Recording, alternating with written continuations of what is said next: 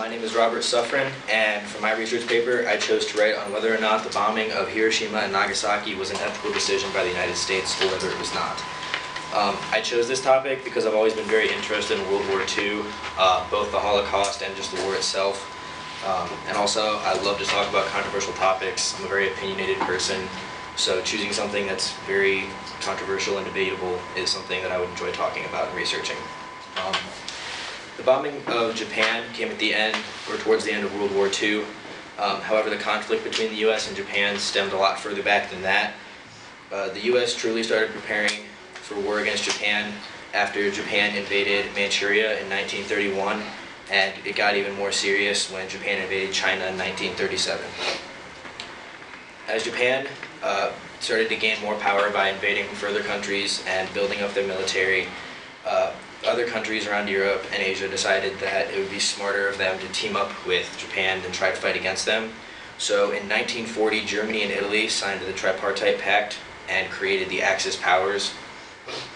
The U.S. saw this coming and began to worry greatly that the Tripartite Pact and the Axis powers would cause many issues for them in the future and would end up dragging them into the war.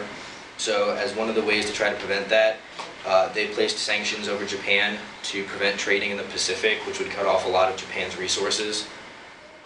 However, Japan grew very angry with the U.S. after the U.S. tried to place sanctions over them, and in response to that, along with other previous issues that Japan had with the United States, Japan decided that on December 7th, 1941, that they were going to bomb Pearl Harbor. One of the reasons that the attack was so successful on Pearl Harbor was because the U.S. did not see it coming at all. And Japan had kamikaze pilots who were pilots that would fly their planes directly into aircraft carriers and other ships of the United States, blowing them up. And despite the fact that most of us in the U.S. thought that that was an insane idea, most people in Japan thought that that was a way to die with honor in defending their country. Because of the attack on Pearl Harbor, the United States decided to join World War II on the side of the Allied powers, fighting against Japan and Germany, as the U.S. already was having issues with Germany and the things that they were doing to the Jewish people. During this time, FDR was president, but at the end of his term, he handed it over to Harry Truman, who really got handed a lot on his plate. And shortly after becoming president, he found out about a secret project that the government had been working on called the Manhattan Project.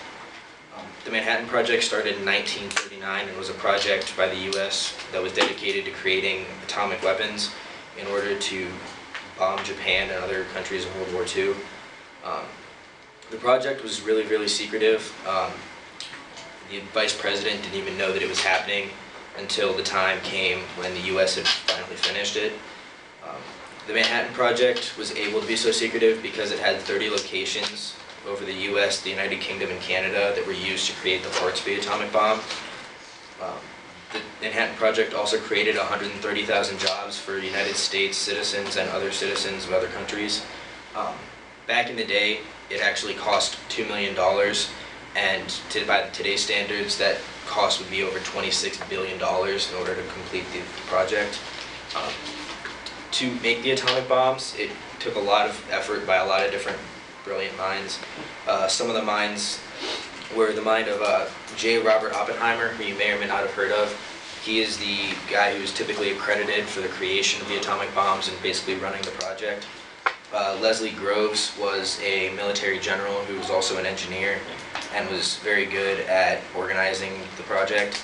And another name that we all know very well is Albert Einstein, who during the time was very conflicted about helping with the project because he knew what was happening with the project and didn't want to be responsible or have his name affiliated with it because he knew what the bombs were going to be used for. But eventually he decided that his country needed him, so despite his conflict, he decided to join the project.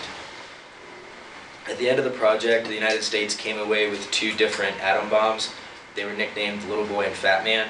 The Little Boy was a uranium gun-type bomb, while Fat Man was a plutonium implosion bomb. After the project had been completed, the decision whether or not to drop them truly came down to President Truman, and he struggled with it for a long time trying to decide what was the more ethical decision and whether or not there was any other possibilities. And it came down to either the U.S. would invade Japan or we would have to drop the bombs.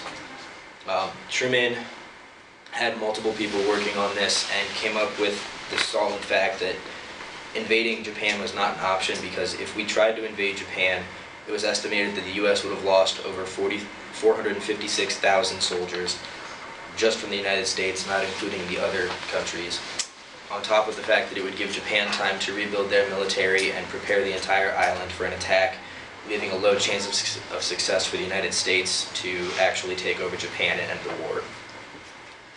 Once it was decided that the U.S. was going to bomb Japan, the military gathered together with the government and had to decide where these bombs were to be dropped.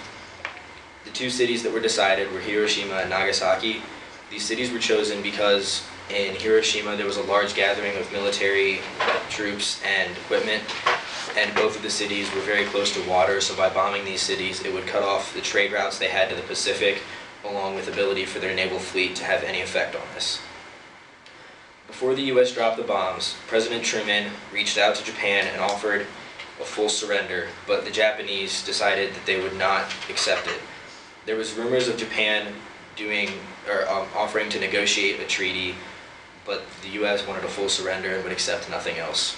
So on August 6, 1945, a B-29 bomber flew over Hiroshima and dropped the first ever atomic bomb, Little Boy, and killed approximately 140,000 people. And then again on August 9, 1945, another B-29 bomber flew over Nagasaki and dropped Fat Man and killed approximately 80,000 people. The death total was approximately 220,000 Japanese civilians. However, not all of the deaths were instant. A lot of them came from the after effects of the bomb, from all of the radiation and all the sicknesses that came from that. The U.S. truly decided to do this because there was no other way to end the war.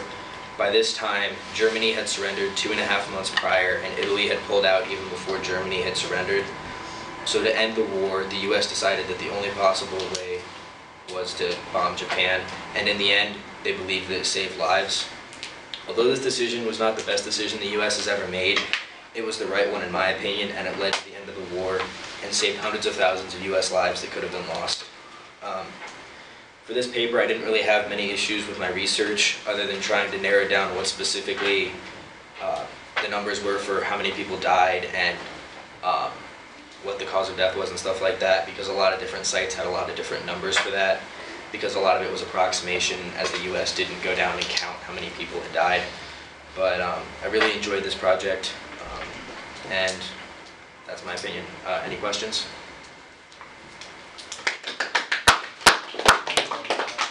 Robert. Oh, sorry, she asked.